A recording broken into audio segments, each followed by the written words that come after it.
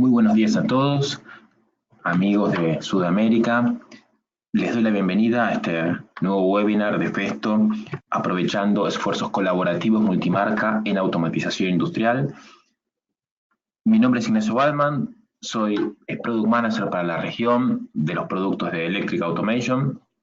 Les voy a pedir como primera actividad de la mañana, si pueden en sus paneles de control levantar la mano como para verificar que todos me estén escuchando correctamente, y si es así, arrancamos con la presentación.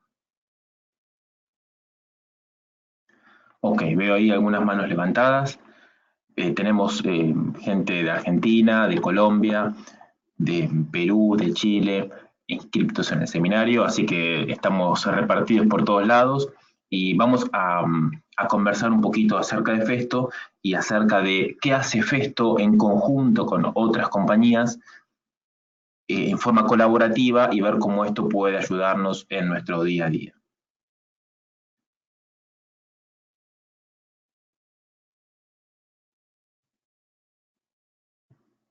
Ok.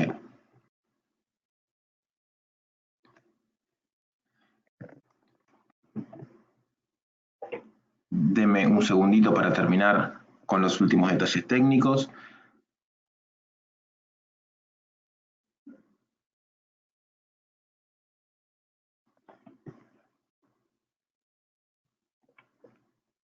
Ok, ahí estamos y deberían estar viendo mi pantalla.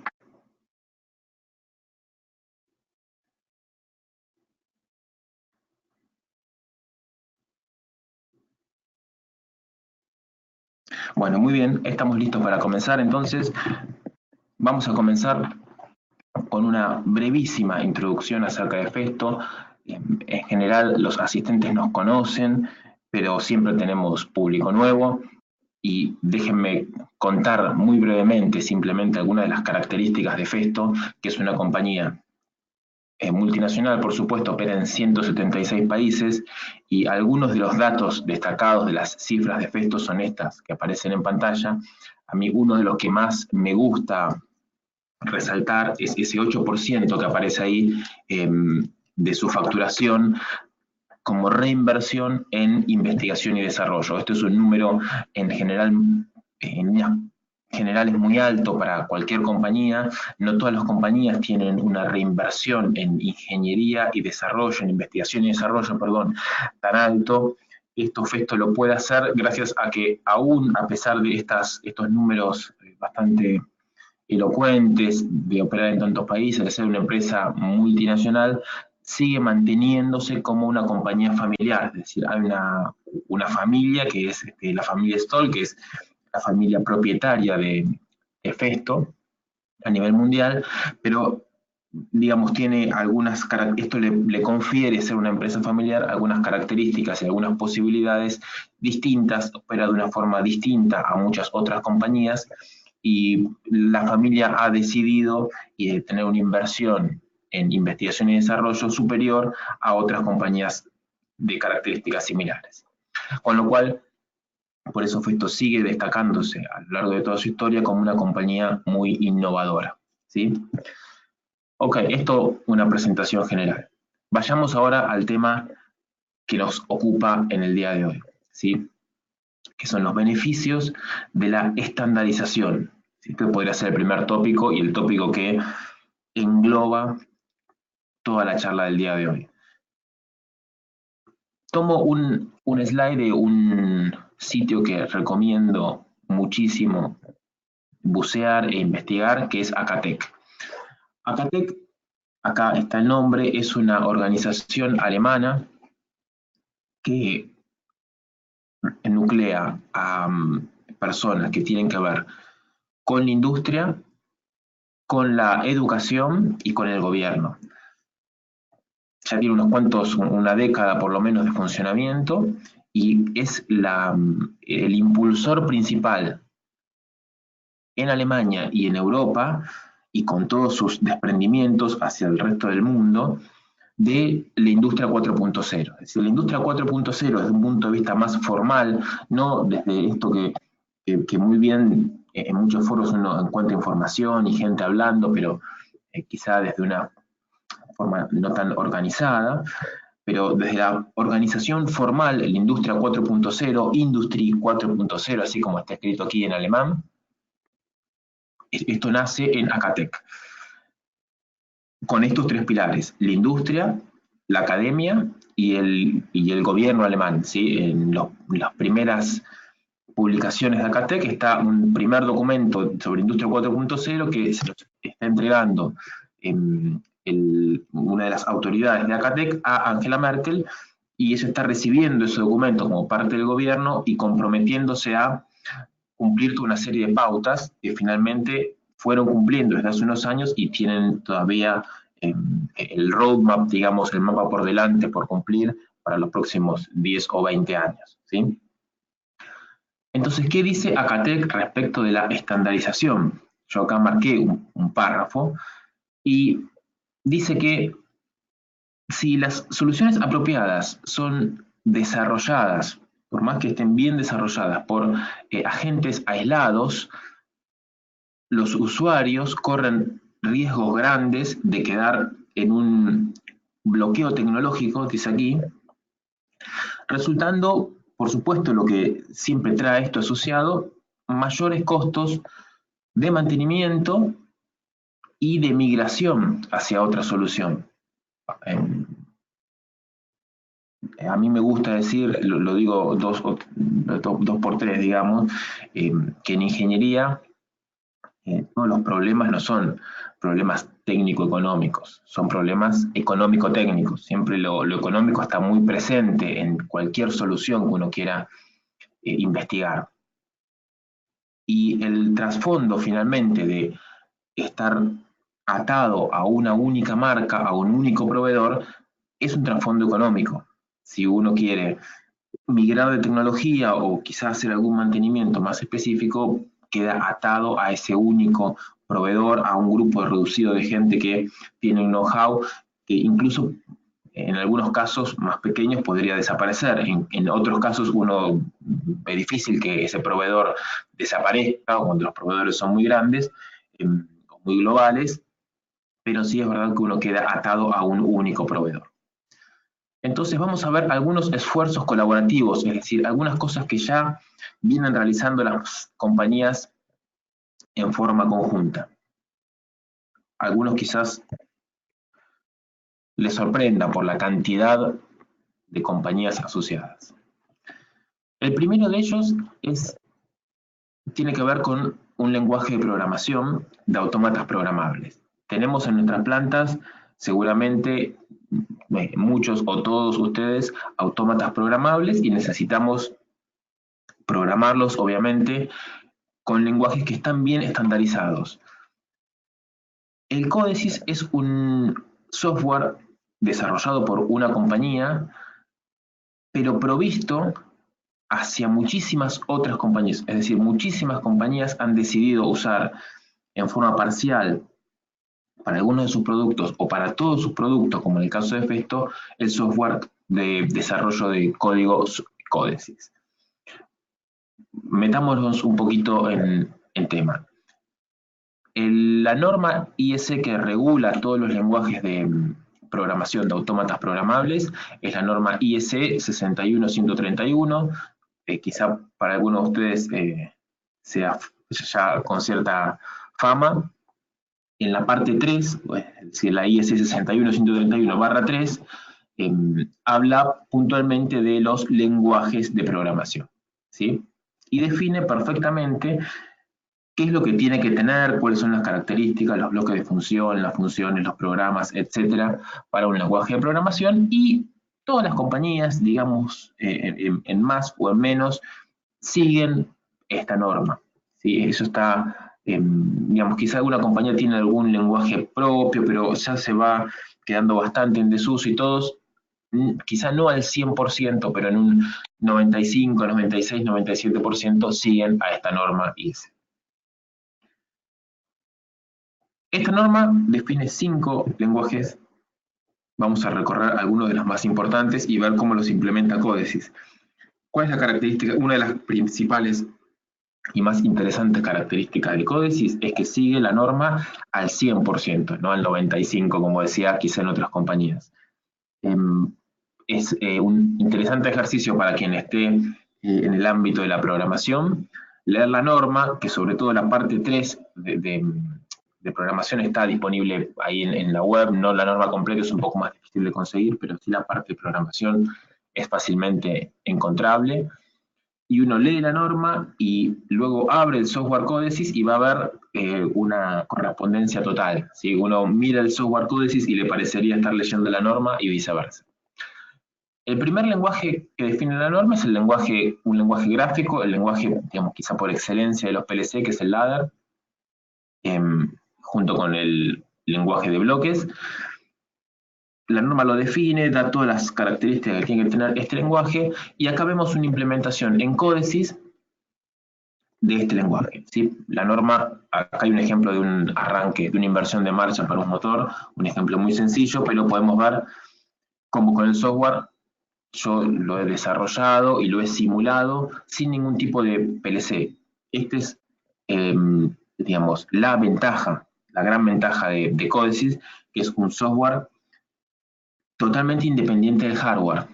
Los desarrolladores lo desarrollan de forma genérica y luego cada fabricante lo adapta a un hardware particular, pero yo puedo migrar de una marca a otra de PLC, de hardware, sin hacer absolutamente ningún cambio en el software. Esta simulación que estoy haciendo acá es una simulación que yo hice descargando de forma totalmente libre de la página de Codesys el software y diciendo no tengo ningún hardware, quiero simular el hardware, y acá tengo la simulación sin pagar ni un centavo de software y sin pagar ni un centavo de hardware. Pude hacer mis primeras prácticas y mis primeros intentos de este pequeño automatismo, por ejemplo. El segundo es el lenguaje de texto. Lo mismo, la norma lo define, Codesys, acá tengo la misma implementación en lenguaje de texto y la misma simulación en lenguaje de texto. El tercer lenguaje es el lenguaje de bloques secuenciales, y una vez más, aquí tengo la simulación, primero el desarrollo de todo el software y finalmente la simulación. ¿Cuántas compañías utilizan Codesys en sus productos en forma total o parcial? Es decir, para alguno de sus productos o para todos sus productos, 400. Quizá el número los sorprenda. A mí me sorprendió la primera vez que lo vi. Yo, digamos, conocía el software Codesys por algún producto, pero cuando me puse a investigar un poquitito más, no imaginé que iba a encontrarme con este número tan grande de empresas. 400 empresas utilizan para alguno de sus productos por lo menos el software Codesys, entre ellas, por supuesto, Festo para todos sus autómatas programables, y podemos sumar a Beckhoff, a Eaton, Keva, IFM, Lense, Schneider Electric, ABB, ESA, entre tantas otras. El software cumple, como decíamos, 100% con el estándar IS,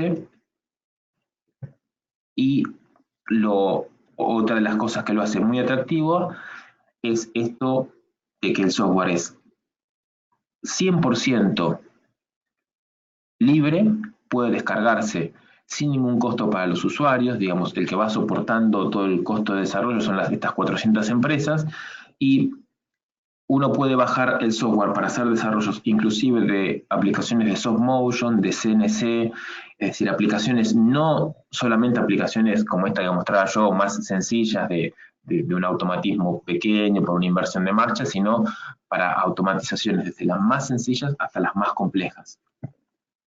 Con lo cual queda aquí presentado este esfuerzo colaborativo. También posee un simulador, uno puede simular el PLC, el HMI, el SCADA. Acá vemos una simulación en 3 dimensiones de un sistema mecánico. Es decir, es muy pero muy completo el software, muy profesional y al alcance de todos, desde un experto programador hasta alguien que quiere sobre todo hacer sus primeros pasos en la automatización, puede entrar a la página de 3S, se llama la empresa que lo desarrolla, googlear Codesys y enseguida va a encontrar los links de descarga, los foros que son muy nutridos ya a esta altura del partido, después de unos cuantos años ya de rodaje que tiene Codesys. Con lo cual, decía, para el novato, para el que se esté iniciando, es una herramienta muy interesante desde este punto de vista. Lo puede descargar de forma totalmente libre, lo instala y puede, sin ningún hardware asociado, comenzar a hacer todas las pruebas que desee, tanto de la interfaz gráfica como del software del controlador en sí mismo.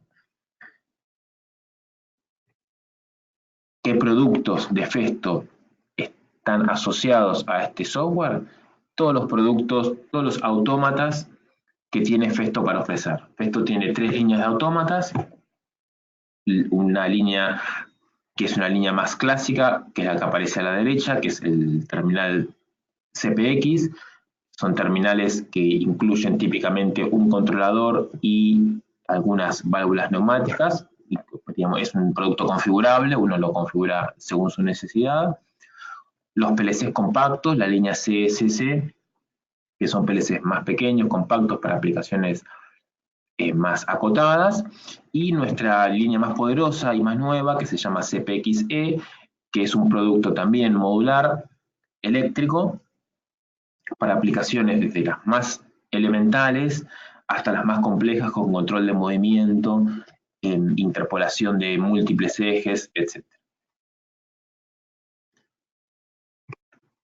Espero que les hayan disfrutado del primer esfuerzo colaborativo multimarca. Vayamos al segundo. Tengo para hoy 3 ejemplos. Los 3 bastante interesantes desde mi punto de vista y por supuesto que son una presentación de estas tecnologías y después requieren que quien esté interesado se sumerja un poquitito más, pero bien valen como esfuerzo colaborativo. El segundo de ellos es la tecnología EtherCAT. EtherCAT es un bus de campo, quizá ustedes conozcan otros buses de campo, que son equiparables a EtherCAT, están por ahí dando vueltas en el mercado Profinet, Ethernet IP, como protocolos similares a EtherCAT, son protocolos montados sobre Ethernet, y luego otros no tan similares, pero como para poner en contexto de qué estamos hablando, podrían ser DeviceNet o Profinet o CanOpen, son protocolos un poquito más antiguos, digamos, pero que cumplen la misma función, intercambiar mensajes e intercambiar información entre el PLC y quizá alguna periferia distribuida, variadores de velocidad, controladores de servomotores, HMI, todo ese tipo de dispositivos que están normalmente circundando a un PLC. Entonces, ¿qué es EtherCAT? EtherCAT es un esfuerzo colaborativo para un bus de campo donde han formado un consorcio nada menos que este número de empresas, 4.965 empresas, es decir, muchísimas empresas alrededor del mundo están soportando este bus de campo, que también ya tiene unos cuantos años, ya tiene una cierta madurez en el mercado, justamente producto de esta unión de tantas compañías y de ya unos cuantos años de rodaje.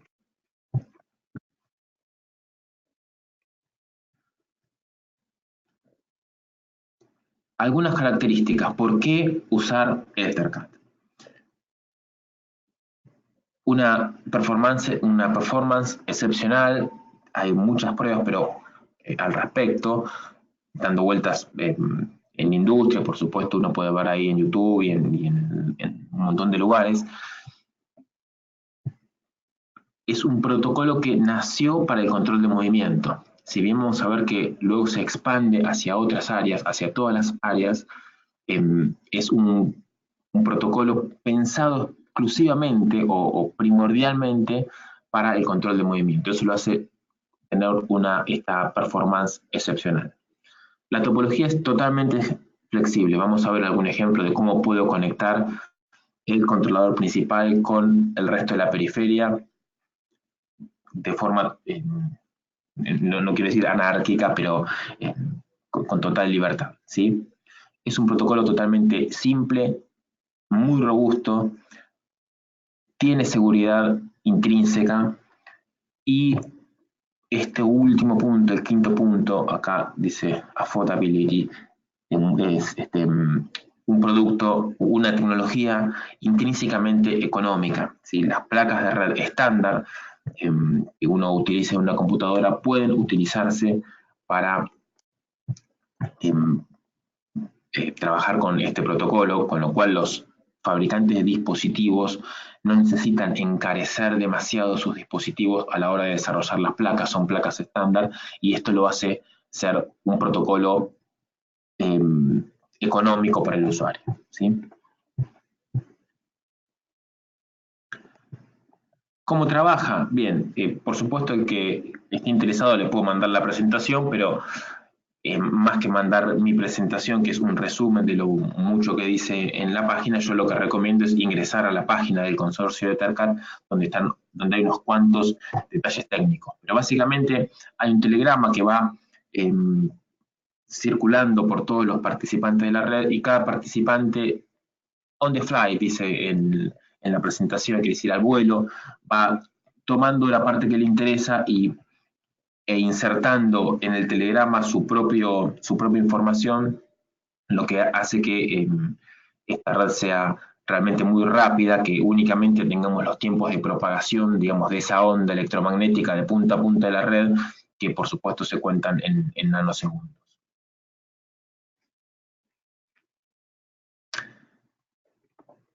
Y una cosa interesante de, de este protocolo es la primera de las preguntas frecuentes que aparecen en el consorcio. ¿Qué es esta? ¿Por qué tengo que usar, si yo tengo, por ejemplo, una industria de productos, ¿sí? Tengo, no sé, algunas periferias remotas con tanques, reactores, procesos térmicos que típicamente no necesito una gran velocidad como es esta principal y precisión como es esta característica de EtherCAT. ¿Qué es lo que, digamos, qué es lo que me impulsaría a usar EtherCAT? Bueno, la respuesta es sencilla, miren, este protocolo es más rápido de lo que usted necesita, pero también es más económico y más eficiente. Entonces, ¿por qué usted va a irse a un protocolo más lento, más caro, solo para que ajuste mejor a su proceso? Utilice este, aunque, digamos, tenga características sobradas. En muchos casos, en muchísimas aplicaciones, las características del protocolo están bastante sobradas, ¿sí? En otros no, por supuesto, en donde tenemos control de movimiento, que controlar y coordinar varios ejes, el protocolo encaja perfectamente. Pero bueno, interesante la respuesta que da el propio consorcio de EtherCAT, que es esa que está ahí. ¿Cuáles son los productos de Festo asociados a esta tecnología? Nuestras nuevas líneas de PLCs son PLCs con un maestro EtherCAT y nuestras líneas de drives son drives que son dispositivos esclavos en la red EtherCAT, con lo cual uno puede armar estas topologías en EtherCAT con nuestros productos, con nuestros nuevos productos, digamos, sobre todo los más tecnológicos. Respecto al hardware, es el hardware respecto, digo, para la interconexión, son cables de red estándar, categoría 6 o 7, digamos, dependiendo qué tenga usted en su industria, pero no son necesarios para la tecnología de EtherCAT la utilización de switch, ni hubs, ni nada por el estilo. Del PLC, uno arma la topología de forma totalmente libre, perdón, vuelvo hacia atrás, pero de forma totalmente libre uno puede armar su topología desde el PLC, hacer una combinación de estrellas, anillos, etc. Y funciona con esta robustez y esta velocidad de la que estamos hablando. Ok, este es el segundo de los esfuerzos colaborativos con más de 4.000 compañías trabajando sobre el mismo producto, el mismo protocolo. ¿Esto qué quiere decir? Si eventualmente yo quisiese migrar en algún momento mi drive mantener el PLC Festo y migrar el drive hacia otra marca o viceversa, esto lo puede hacer con total flexibilidad. ¿Sí? Esta es un poco la idea de alentar estos esfuerzos colaborativos. Es por supuesto una libertad para el usuario final, ¿sí? Restringe un poco más lo que pasa al lado de las compañías, pero bueno, por supuesto que es interesante mostrar como beneficio para el usuario. El tercero y último de los esfuerzos colaborativos es algo que también ya tiene unos cuantos años de mercado y estoy seguro que muchos de ustedes conocen, que es la tecnología IO-Link. Hay una principal diferencia entre IO-Link y las dos tecnologías previas que yo presenté, el software códices y el bus de campo EtherCAT. En las dos tecnologías previas yo contaba la cantidad de compañías asociadas a cada uno de los proyectos. En IO-Link debo decir que no son muchas de las compañías del mercado, sino que debo decir que son todas las compañías del mercado, ¿sí? Absolutamente todas las compañías que uno conoce en industria están alineadas atrás del estándar IO-Link, tienen algún producto o algunos o muchos productos maestros IO-Link, dispositivos IO-Link, y son parte del consorcio IO-Link, ¿sí? ¿Qué es IO-Link? Es un protocolo de estándar abierto mundial. Algunas de las marcas involucradas en IO-Link, Balluff, Festo, IFM, Siemens, Rockwell, Webmuller, Schneider, todas ellas. No solo los grandes proveedores de productos para automatismo del mercado, sino también, por ejemplo, algunas marcas que son más típicas de la construcción de semiconductores, como puede ser Texas Instruments. Ellos también desarrollan, digamos, todo lo que necesitamos las compañías adentro de los productos.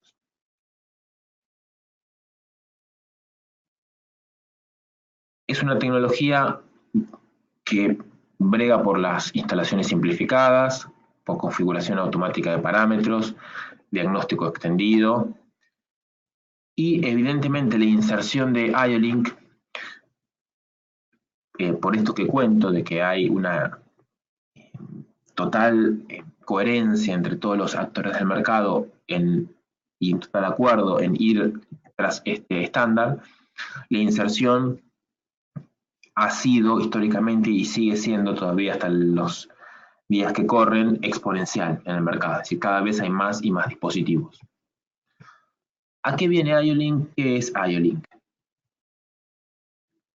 Hoy por hoy tenemos en campo, en nuestras instalaciones, dando vueltas en nuestras fábricas, en nuestras máquinas, un montón de dispositivos de campo, sensores, por ejemplo, transductores, etcétera, con salidas PNP, otros de ellos con salidas NPN, otros de ellos con salidas push-pull, sensores analógicos con salidas en 420 mA o 020 mA o 010 volt o 510 volt, balanzas y algunos dispositivos todavía por ahí dando vueltas con tecnologías series tipo RS232 o 422 o 485.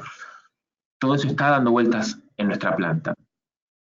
A lo largo de los años han convivido todas estas tecnologías y eso trae un mayor o un menor esfuerzo de mantenimiento y de instalación, pero lo que propone IO-Link es borremos todo esto de nuestras plantas y vayamos para todos los sensores, para todo el nivel de campo, con un único estándar, que es el estándar IO-Link. Esto poco a poco, paso a paso, está comenzando a suceder. ¿A qué parte de todo el automatismo apunta esto? A la parte, en la pirámide de automatización, digamos, en la parte inferior, ¿sí? Contactores, guardamotores, sensores analógicos de caudal, de presión, de temperatura, estos modulitos que engloban varios, por ejemplo, sensores inductivos o capacitivos, todo eso puede comandarse a través de estos dispositivos IO-Link, ¿sí? Son típicamente o perdón, no típicamente, son siempre dispositivos con una comunicación punto a punto, con un maestro en el PLC y un dispositivo en campo.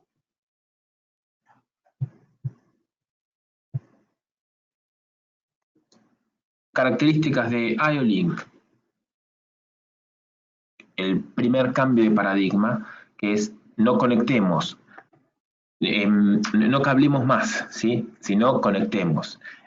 Porque esto tiene que ver con que el cableado, o la conexión, mejor dicho, está totalmente estandarizada, los cables están estandarizados, con lo cual uno compra o prearma su propio cable y es para todos los dispositivos, es exactamente igual, es idéntico para todos, con lo cual el ahorro en tiempo de instalación y de mantenimiento es significativo.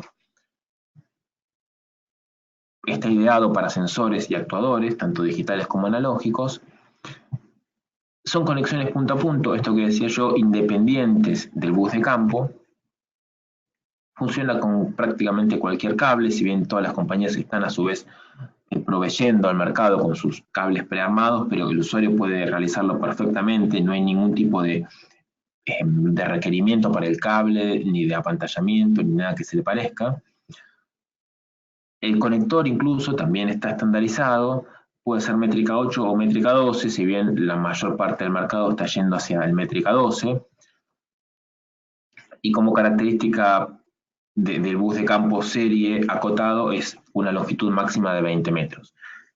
Todas estas características son características principalmente apuntadas hacia la estandarización, ¿sí? Yo puedo cambiar de marca de sensor, de marca de proveedor del cable, del sensor, del dispositivo, y esto lo puedo hacer muy rápidamente, y si tengo todo correctamente programado, este cambio puede ser sin absolutamente ningún tipo de pérdida de productividad. Es decir, podría sacar un sensor de una marca del almacén, un sensor, imagino, por poner un ejemplo cualquiera, una PT100 que está midiendo la temperatura en un tanque, si tiene salida IO-Link, sacar de una marca, poner de otra, que el PLC automáticamente reconozca el cambio, autoconfigure y listo. Para el agente de mantenimiento, por ejemplo, simplemente quitar las roscas, sacar uno, poner otro y listo. Todo el resto del automatismo estaría en condiciones de hacer el cambio de tecnología, el cambio de dispositivo sin mayores problemas. Tiene que ver con este último ítem que me quedaba ahí pendiente, que es que los dispositivos tienen la posibilidad de autoconfigurarse respecto de todas sus características, con lo cual el usuario final puede no enterarse de un montón de detalles que a veces les son de interés, pero muchísimas veces no. Esto respecto al usuario final. Y respecto al fabricante, de vuelta, no tiene la necesidad de hacer un cableado particular para cada dispositivo, sino que lo tiene totalmente estandarizado, ahorrándose muchísimas horas de puesta en marcha y de comisionamiento también. ¿Cuáles son los productos Festo asociados? Muchísimos de ellos, ¿sí? Festo tiene sensores de presión, presóstatos, caudalímetros, terminales de válvulas, pequeños automatismos o pequeños dispositivos mecatrónicos, en donde uno tiene, por ejemplo, ahí vemos en la imagen un cilindro totalmente eléctrico, donde si bien tiene el mismo formato DIN que los cilindros neumáticos, son cilindros accionados por un motor de pasos o por un servomotor, y ese servomotor a su vez, como es característico, está comandado por un drive, y el drive puede ser en tecnología IO-Link sin ningún tipo de inconvenientes. Nos queda un ratito más para escuchar algunas de sus preguntas o sus comentarios. Estoy muy interesado yo en que me cuenten qué les pareció la charla, qué les parecieron las tecnologías, si las conocían, si no las conocían, si tienen algunas preguntas adicionales. Así que soy todo oídos ahora.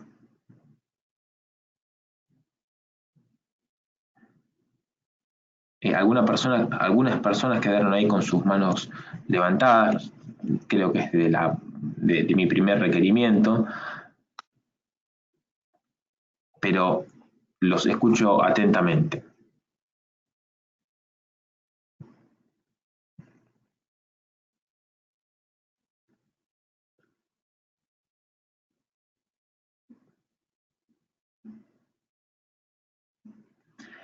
Bien, la primera pregunta la hace Daniel.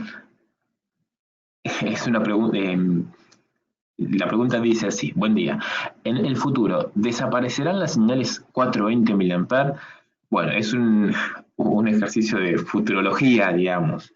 Eh, eh, lo que voy a decir es una opinión totalmente personal, por supuesto. Eh, si uno ve un poquito más atrás en la presentación cómo ha sido la inserción de la tecnología IO-Link,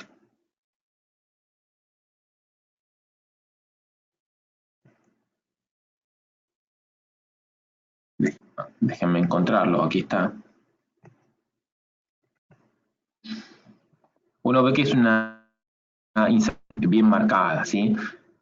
Por supuesto, 8 millones de dispositivos hasta el año pasado es un número importante, pero todavía es una tecnología minoritaria. Dispositivos con tecnologías de 420 mA ya hace varias décadas que tenemos en industria, con lo cual el parque instalado es muy, pero muy grande. Yo creo que la respuesta a la pregunta sería sí. Lo que no puedo decir es cuándo. Por supuesto que sigue este crecimiento exponencial y veremos qué es lo que sucede en el futuro. Lo que sí tenemos en claro es esto: el crecimiento exponencial de IO-Link. Y el crecimiento exponencial de IO-Link va en desmedro de instalación de otras tecnologías. Cada vez que uno instala un sensor en IO-Link, no instala un sensor en 420 mA o en tensión o en lo que sea. Con lo cual, en algún momento seguramente una tecnología de 420 mA será una tecnología obsoleta. Eso no va a ser pronto, no va a ser el año que viene, pero seguramente sí, en algún momento eso va a ser así.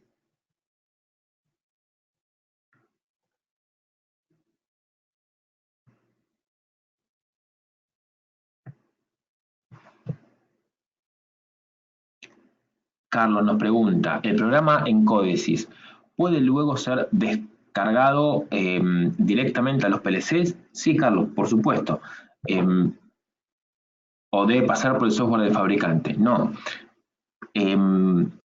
Los productos de los fabricantes que ofrecen Codesis como software de programación, ese es el único software que tienen para programarlo. Hablo, por ejemplo, de un ejemplo que conozco yo de otra marca, para no centrarnos en Festo.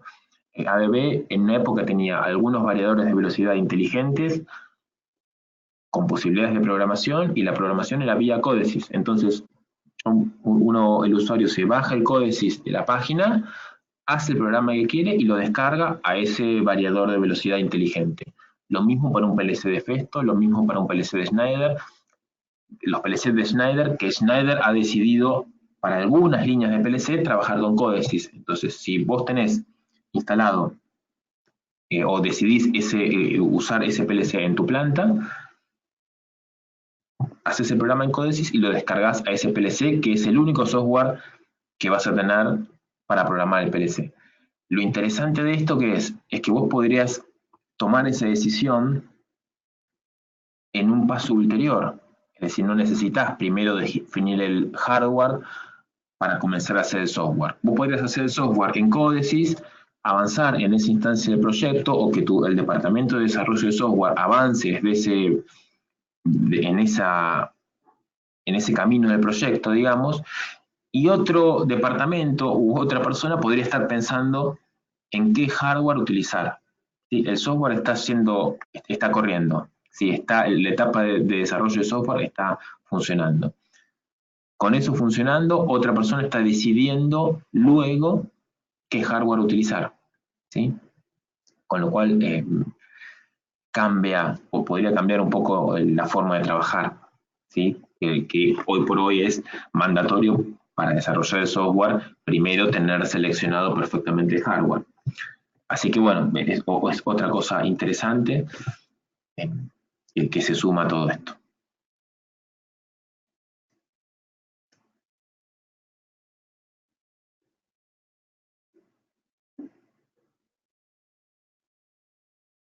Espero que esté respondido. No sé si tenemos alguna pregunta más.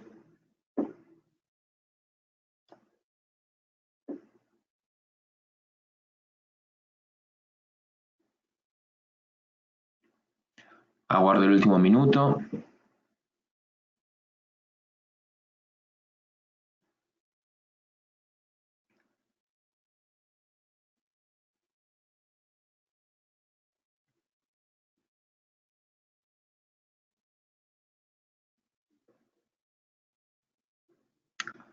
Bueno, ok, parecería que no hay más preguntas. Como últimas palabras, me gustaría, denme un segundo, me gustaría despedirme invitándolos a todos ustedes que frente a cualquier consulta, inquietud, etcétera, se acerquen hacia sus contactos habituales en sus respectivos países, indaguen más sobre estas tecnologías, nos hagan más preguntas y podamos estar cerca de ustedes en sus futuros proyectos y en sus presentes proyectos. Sin más, me despido, espero lo hayan disfrutado y quedamos en contacto y nos encontramos en nuestra próxima webinar. Un saludo desde Argentina, Ignacio Waldman, y hasta la próxima.